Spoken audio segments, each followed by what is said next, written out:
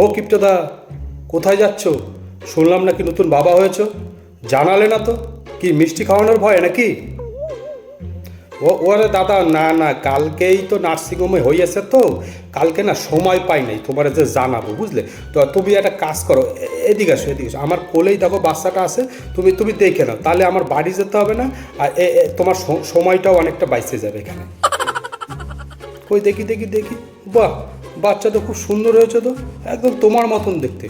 কিন্তু একটু ওজন মনে হচ্ছে কম হয়েছে। তো কত ওজন হয়েছে ওর? ওই দাদা ওই 1 কেজি 750, বুঝলে, একটু কমই ওজন হয়েছে। আমি একটু চিন্তায় পড়ে গেছিলাম, কিন্তু ডাক্তার বলেছে যদি ঠিকঠাক দেখাশোনা যদি করা যায় তাহলে ওর ম্যাচুরিটি তাড়াতাড়ি চলে আসবে।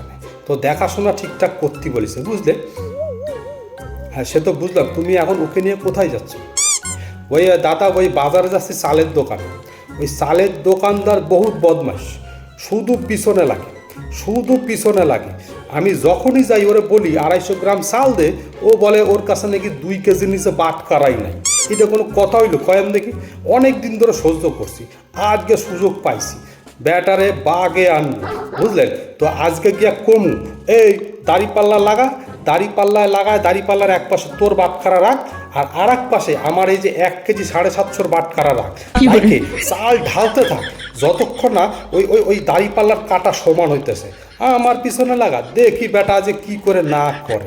ওর একদম যত যত বুদ্ধি আছে সব একদম একদম নাকে খড় দিয়ে বাইক করে দেবো। আমার পিছনে লাগে, দেখ কেমন লাগে।